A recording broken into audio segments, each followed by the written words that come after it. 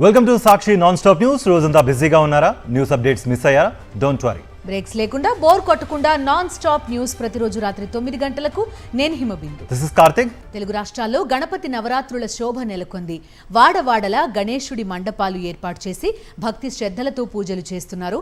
పలు ప్రాంతాల్లో వినూత్న రీతిలో గణేశుడి మండపాలను భక్తులు నిర్మించారు. విశాఖలో బెల్లం గణపతి, కాకినాడలో డ్రై ఫ్రూట్స్ గణపతి, పంచదార గణేశుడితో పాటు Ganesh drugs de addiction centre అందరినీ ఆకట్టుకుంటోంది. హైదరాబాద్లోని ఖైరతాబాద్లో బడా గణేశుడు కొలువుదీరాడు. శ్రీ సప్తముఖ మహాశక్తి గణపతి రూపంలో భక్తులకు దర్శనమిచ్చాడు గణపయ్య. ఖైరతాబాద్లో గణేష్ ఉత్సవాలు మొదలై 70 ఏళ్లు అవుతున్న సందర్భంగా 70 అడుగుల ఎత్తులో సప్తముఖ మహాశక్తి రూపంలో మహాగణపతిని నిలిపారు. ఖైరతాబాద్ బడా గణేష్ ఏటా ఒక్కో రూపంలో దర్శనమిచ్చే మహాగణపతి ఈసారి 70 అడుగుల ఎత్తు, 28 అడుగుల వెడల్పుతో నిలబడిన ఆకారంలో బ్రహ్మ, విష్ణు, మహేశ్వరుడు, మహంకాళి, మహాసరస్వతి రూపాలతో కూడిన సప్త ముఖాలు, ఆపై సప్త తలలతో ఆదిశేష అవతారం, రెండు వైపులా 14 చేతులతో కొలువుదీరాడు. కుడివైపు చక్రం, పుస్తకం, వీణ, కమలం, గద, ఎడమవైపు రుద్రాక్ష, ఆసనం, పుస్తకం, వీణ, కమలం, గద ఉంటాయి. మహాగణపతికి కుడివైపున 10 అడుగుల ఎత్తులో ప్రత్యేకంగా బాలరాముడి విగ్రహంతో ఈసారి దర్శనమిస్తున్నారు. ఎడమవైపు రాహుకేతువుల విగ్రహాలను 9 అడుగుల ఎత్తులో ఏర్పాటు చేశారు. మహాగణపతి పాదాల చెంత ఆయన వాహనమైన మూషికం ఆకారాలు 3 అడుగులలో దర్శనమిస్తున్నాయి.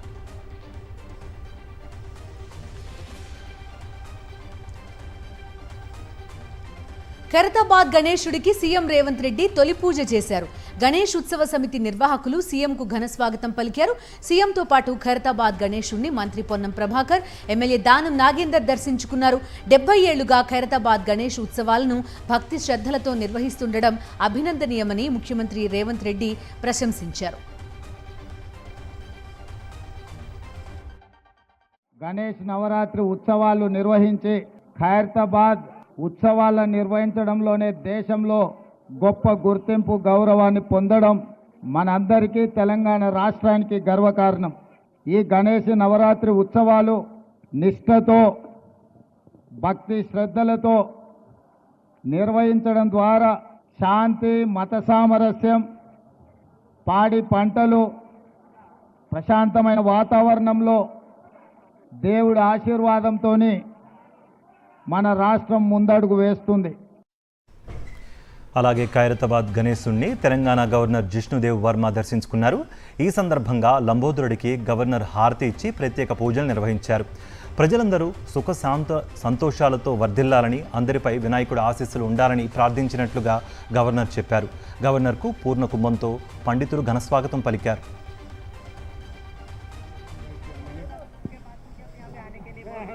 రాజ్కుమార్ हमारे चेयरमैन.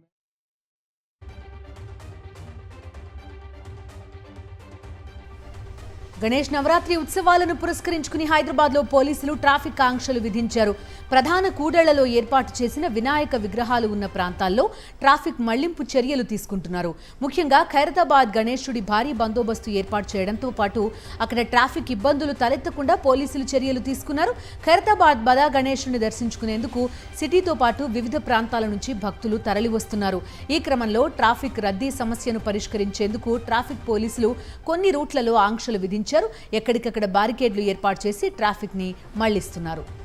ఖైరతాబాద్ బడా గణేశుడిని దర్శించుకునేందుకు వచ్చే భక్తులు ట్యాంక్ బండ్ సమీపంలోని ఐమాక్స్ వద్ద వాహనాలు నిలిపి వెళ్లాలని సూచిస్తున్నారు పోలీసులు. అలాగే ఖైరతాబాద్ మెట్రో స్టేషన్ సమీపంలోని రైల్వే గేట్ నుంచి వాహనాలకు అనుమతి లేదు. నడుచుకుంటూ వెళ్లే భక్తులను మాత్రమే అనుమతినిస్తున్నారు.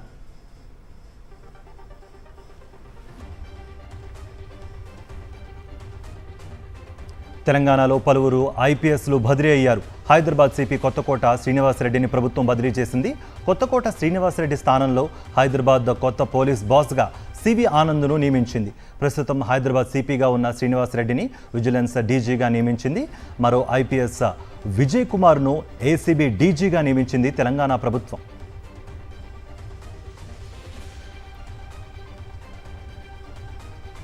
టీపీసీసీ కొత్త చీఫ్ మహేష్ కుమార్ గౌడ్ ముఖ్యమంత్రి రేవంత్ రెడ్డిని మర్యాదపూర్వకంగా కలిశారు.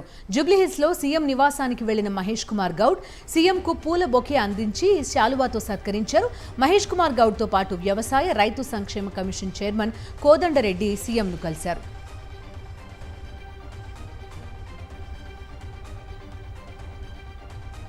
పార్టీని ప్రభుత్వంతో సమన్వయం చేసుకోవడం తన ముందున్న పెద్ద టాస్క్ అన్నారు టీపీసీసీ కొత్త చీఫ్ మహేష్ కుమార్ గౌడ్. పార్టీలో చాలా పోటీ ఉన్న బీసీకే పీసీసీ పదవి ఇవ్వాలని హైకమాండ్ డిసైడ్ అయిందని, అందులో భాగంగానే తనకు ఈ అవకాశం ఇచ్చారని అన్నారు. 2-3 రోజుల్లో పీసీసీ బాధ్యతలు చేపడుతున్నామని అన్నారు. ప్రభుత్వ కార్యక్రమాలు వాళ్ళ రేవంత్ రెడ్డి గారు యువ ముఖ్యమంత్రిగా 6 గ్యారెంటీలతో పాటు చాలా అంశాన్ని వాళ్ళ ప్రజలకు చేరవేయడంలో నిమగ్నం ఉన్నారు. ఆ చేరే క్రమంలో మా కర్తవ్యంగా మేమిచ్చిన ప్రతి అంశం, ప్రతి వాగ్దానం బీద ప్రజానికం చేరువేయడంలో మా ప్రతి కర్తవ్యం ఉంటుంది. అదేవిధంగా కార్యకర్తల యొక్క అభిష్టం, వారి ఆలోచనలు, అభిరుచి మేరకు పార్టీని ముందు నడపడం అనేది మా ధ్యేయం. వరద వస్తుందని తెలిసి కూడా విజయవాడ ప్రజల్ని ప్రభుత్వం నిండా ముంచేసింది. దీనికి సాక్ష్యం అధికారులు ఇస్తున్న స్టేట్మెంట్లే. బుడమేరు వరదపై స్పెషల్ చీఫ్ సెక్రటరీ కఠోర నిజాన్ని బయటపెట్టారు. 35,000 క్యూసెక్ల వరద వస్తుందని ముందుగా తెలుసుకున్నారు. వరద వస్తుందని తెలిసినా ప్రజలను తరలించలేదని కుండబద్దలు కొట్టారు. వరద వస్తుందని ప్రజలకు చెబితే మాకు తెలుసులే అంటారని అన్నారు. ఇక 2 లక్షల మందిని సురక్షిత ప్రాంతాలకు తరలించడం అసాధ్యమన్నారు. ఒకరోజు ముందు దీంట్లో వస్తుందనేది మాకు తెలిసింది. అంటే అప్రమత్తం ఉన్నారు టు సమ్ ఎక్స్టెంట్. వాళ్ళకి మనము కొంతవరకు మన అడ్మినిస్ట్రేషన్కి మాత్రం ఇది అప్రమత్తం చేయడం జరిగింది. కానీ ఇప్పుడు ఇష్యూ ఏమిటంటే మనం ఎంత 2 lakh కంటే ఎక్కువ ఫ్యామిలీస్ కోసం మాట్లాడుతున్నాం.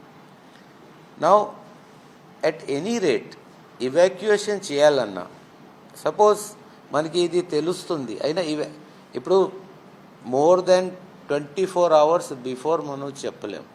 ఇలాంటి సిచ్యువేషన్లో ఇంత పెద్ద మొత్తంలో ప్రజల్ని తరలించడం ఎంతవరకు పాసిబుల్ అనేది కూడా మనం చూసుకోవాలి. లెవెల్ పెరుగుతుంది, దయచేసి వెళ్ళండి అంటే ఇక్కడ అయినా లంకా గ్రామాల్లో అయినా, గోదావరిలో ఉన్న గ్రామాల్లో వీళ్ళు లేదు మేము చాలా వరదలు చూసాం, అది తగ్గిపోతుంది, దీంట్లో ఉంటారు.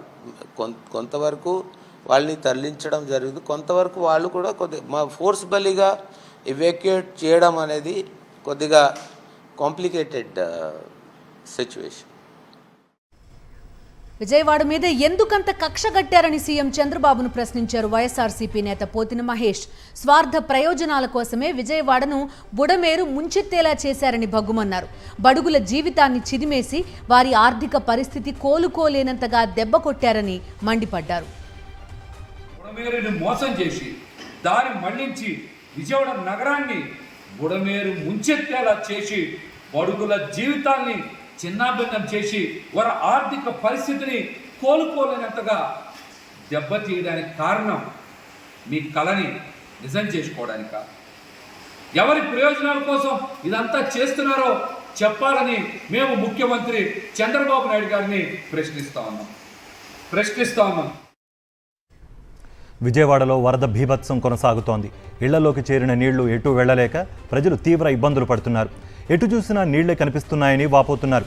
ఇక ప్రభుత్వం నుంచి ఎలాంటి సహాయం అందడం లేదని, సహాయక చర్యల్లో ప్రభుత్వ యంత్రాంగం పూర్తిగా విఫలమైందని బాధితులు పెదవి విరుచుకుంటున్నారు. ప్రభుత్వం ఎన్ని చేసినా సరే కొంతమంది అధికారులు మీద ఇచ్చేసి వెళ్ళిపోతున్నారండి. మాది తోటవారి 16th లైన్ అండి. 16th లైన్లోని ఇంతవరకు గత శనివారం స్నానం చేసామండి. ఈ శనివారం వరకు స్నానాలే లేవండి.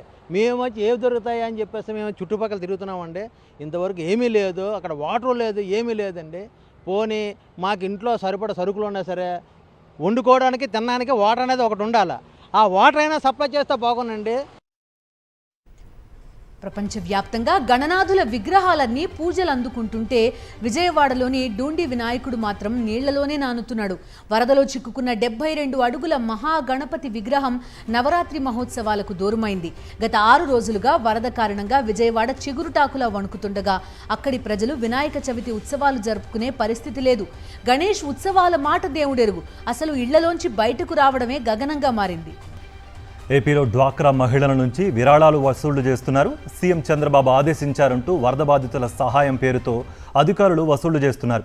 డ్వాక్రా సంఘాలన్నీ విరాళాలు ఇవ్వాలని ఆదేశాలు జారీ చేశారు. విరాళాలు ఇవ్వని సంఘాలకు రిమార్క్ రాస్తామంటూ ఆదేశించారు. 500 రూపాయలు తగ్గకుండా ప్రతి సంఘం విరాళాలు ఇవ్వాలన్నారు అధికారులు.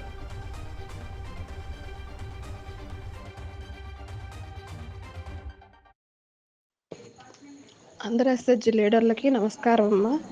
మన గౌరవనీయులు ముఖ్యమంత్రి గారు ఆదేశాల మేరకు వరద బాధితుల సహాయార్థం మన ఎస్ఎస్జి మెంబర్లు సహాయం చేయవలసిందిగా కోరటం జరిగింది. దీనికి మా పై అధికారులు ఆదేశాల మేరకు ఎస్ఎస్జి సంఘం సభ్యురాల నుంచి 50 రూపాయల నుంచి 100 రూపాయల లోపు వసూలు చేయమన్నారు. దీన్ని మేము సీఎం రిలీఫ్ ఫండ్ని పంపించడం జరుగుతుంది మన ఎస్ఎల్ఎఫ్ తరఫున. ఒకసారి ఆలోచించండి అమ్మా అందరూ. ఇవ్వనన్న వాళ్ళకి సార్ వాళ్ళు రిమార్క్ రాయమని చెప్పారు, వీళ్ళు అమౌంట్ పంపించలేదని. విజయవాడలో మళ్లీ వర్షం దంచికొట్టింది. నాన్ స్టాప్గా వాన పడడంతో బెజవాడ ప్రజలు గజగజ వణికిపోయారు. ఇప్పటికే వారం రోజులుగా చాలా ప్రాంతాలు వరద ముంపులో ఉన్నాయి.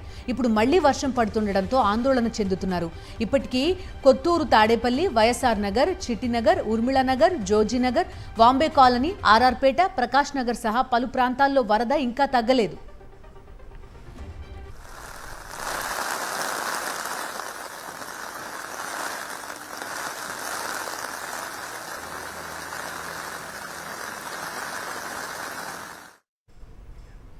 బుడమేరు ఎఫెక్ట్తో కొల్లేరు వణికిపోతోంది. కొల్లేరుకు భారీగా వరద వచ్చి చేరుతూ ఉండడంతో లంక గ్రామాల ప్రజలు వణికిపోతున్నారు. దీంతో మండవల్లి, ఏలూరు, కైకలూరు మండలాలపై తీవ్ర ప్రభావం కనిపిస్తోంది. 100 ఎకరాల్లో చేపల చెరువులు నీట మునిగాయి. కోమటి లంక సమీపంలో కొల్లేరు ఉధృతంగా ప్రవహిస్తోంది. దీంతో పలు గ్రామాలకు రాకపోకలు నిలిచిపోయాయి. కొల్లేరు ప్రస్తుత నీటి మట్టం 3.3 మీటర్లుగా ఉంది.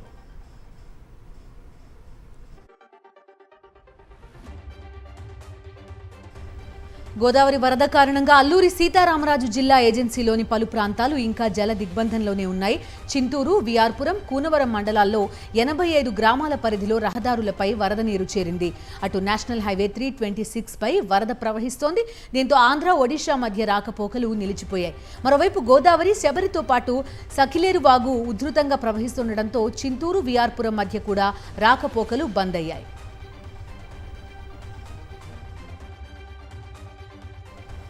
హైదరాబాద్ రాజేందర్ నగర్ పరిధిలోని జంట జలాశయాలు నిండు కుండలా మారిపోయాయి. గండిపేట చెరువు, హిమాయత్ సాగర్ రిజర్వాయర్లు ఫుల్ ట్యాంక్ లెవెల్కు చేరుకున్నాయి. దీంతో జలమండలి అధికారులతో కలిసి జలాశయాల గేట్లను ఎత్తారు రాజేందర్ నగర్ ఎమ్మెల్యే ప్రకాష్ గౌడ్. గండిపేట చెరువు 2 గేట్లు, హిమాయత్ సాగర్ 1 గేటు పైకి ఎత్తి నీటిని దిగువకు విడుదల చేస్తున్నారు. హిమాయత్ సాగర్ పూర్తిస్థాయి నీటి మట్టం 1763.5 ఫీట్లు కాగా ప్రస్తుతం 1761.10 ఫీట్ల మేర నీరు చేరింది. గండిపేట చెరువు పూర్తిస్థాయి నీటి మట్టం 1790 ఫీట్లు కాగా ప్రస్తుతం 1787 ఫీట్ల మేర నీరుంది.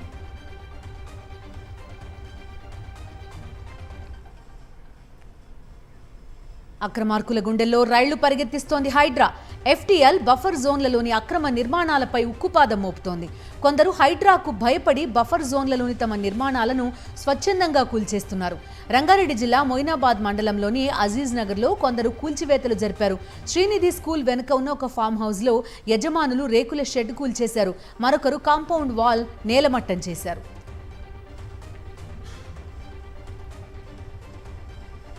హైదరాబాద్లో నానక్రామ్గూడ, రంగ్లాల్ కుంట చెరువు కబ్జా గురైంది. ఈ మేరకు చెరువు కబ్జాలను హైడ్రా కమిషనర్ రంగనాథ్ పరిశీలించారు. ఎఫ్టీఎల్ బఫర్ జోన్లో జైబేరీ కన్స్ట్రక్షన్స్ రేకుల షీట్లతో కబ్జా చేసినట్లుగా గుర్తించారు. చెరువు ఎఫ్టీఎల్లోకి జైబేరీ నిర్మాణాలు చొచ్చుకొచ్చినట్లుగా గుర్తించారు. బఫర్ జోన్లో జైబేరీ ఏర్పాటు చేసిన షీట్లను తొలగించాలని కమిషనర్ ఆదేశించారు.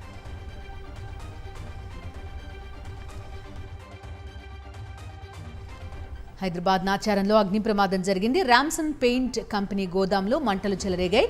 స్థానికుల సమాచారంతో పోలీసులు, ఫైర్ సిబ్బంది ఘటనా స్థలానికి చేరుకున్నారు. 4 ఫైర్ ఇంజన్ల సాయంతో మంటల్ని అదుపు చేశారు. ప్రమాదానికి గల కారణాల కోసం పోలీసులు దర్యాప్తు చేస్తున్నారు.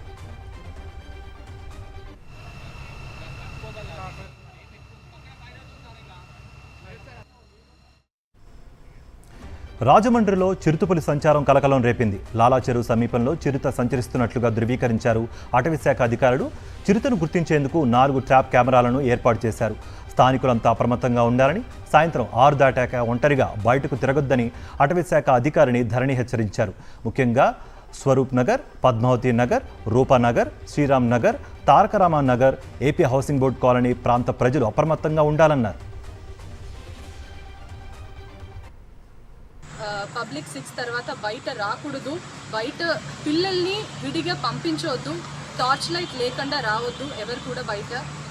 Swaroop Nagar, Padmavathi Nagar, Pathina Nagar, Roopanagar, Taraka Ram Nagar, Sriram Nagar, AP housing board colony, Diwan Cheruvu చుట్టూ ఈ ఏరియాస్లో కొద్దిగా మనం ఎక్సెస్ కాషియస్గా ఉండాలి. పబ్లిక్ ఎగ్జాక్ట్గా దీంట్లో మాత్రం ఉంది అని కాదు, మేము పెద్ద ఏరియా కవర్ చేసి చెప్తున్నాము. దీంట్లో మాక్సిమం పాసిబిలిటీస్. పారాలింపిక్స్లో కాంస్య పథకం సాధించిన జీవాంజీ దీప్తికి గ్రూప్ 2 ఉద్యోగం, ₹1 కోటి నగదు బహుమతి, వరంగల్లో 500 గజాల స్థలం ఇచ్చేందుకు చర్యలు చేపట్టాలని అధికారులను సీఎం రేవంత్ రెడ్డి ఆదేశించారు. దీప్తి కోచ్ ఎన్ రమేష్కు ₹10 లక్షలు ఇచ్చేందుకు చర్యలు తీసుకోవాలన్నారు. పారాలింపిక్స్లో పాల్గొనే క్రీడాకారులకు శిక్షణ, ఇతర ప్రోత్సాహం అందించేందుకు ఏర్పాట్లు చేయాలని సీఎం అధికారులకు దిశానిర్దేశం చేశారు. ఈ సందర్భంగా ఆయనకు MP Balaram Naik, MLA KR Nagaraju, SAT chairman Shivasena Reddy కృతజ్ఞతలు తెలిపారు.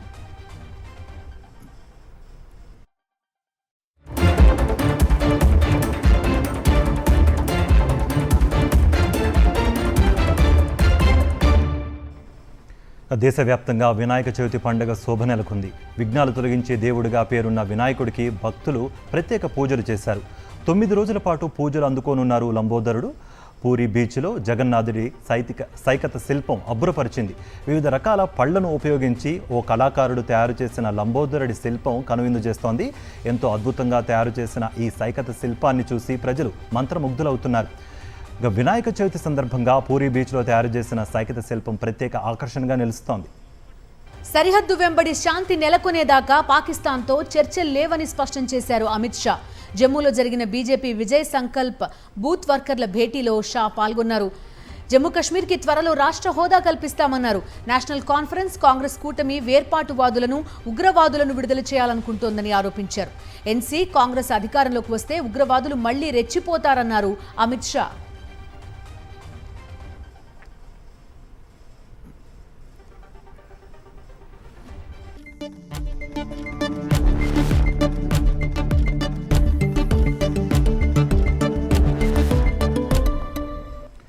గోల్డ్ రేట్స్ చూద్దాం. బంగారం ధరలు దిగొచ్చాయి. నిన్న పెరిగిన ధరలు ఈ రోజు తగ్గుముఖం పట్టే.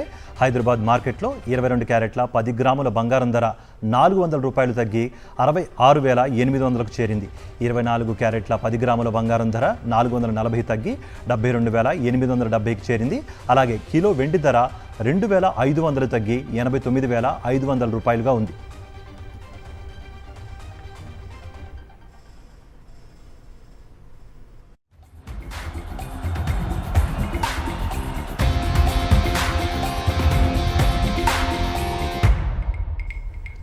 స్పోర్ట్స్ డీటెయిల్స్ చూద్దాం. సుదీర్ఘ ఫార్మాట్లో పాకిస్తాన్ జట్టు ఆట రోజురోజుకి మరింత దిగజారుతోంది. సొంత గడ్డపై బంగ్లాదేశ్ చేతిలో 2-0తో టెస్ట్ సిరీస్ ఓడిన పాక్ ర్యాంకింగ్స్లో 8వ స్థానానికి పడిపోయింది. షాన్ మసూద్ బృందంపై మాజీలు మండిపడుతున్నారు. ఈ నేపథ్యంలో ఆ దేశ మాజీ స్పిన్నర్ డానిష్ కనేరియా సంచలన వ్యాఖ్యలు చేశారు. ప్రస్తుత పరిస్థితుల్లో పాకిస్తాన్కు గౌతమ్ గంభీర్ లాంటి హెడ్ కోచ్ అవసరం ఉందని కనేరియా అన్నారు. గంభీర్ ఒక అద్భుతమైన క్రికెటర్, మంచి మనిషి అని కొనియాడారు. ఏ విషయమైనా సరే అతడు ముక్కుసూటిగా ముఖం మీదే చెప్పేస్తాడన్నారు. అతడికి వెన్నుపోటు పొడవడం తెలియదని చెప్పారు.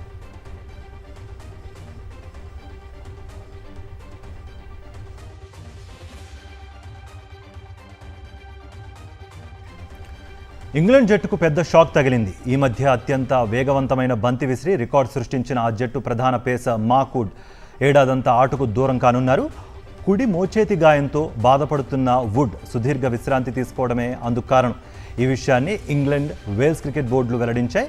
పాకిస్తాన్, న్యూజిలాండ్ పర్యటనలకు అందుబాటులో ఉండరు.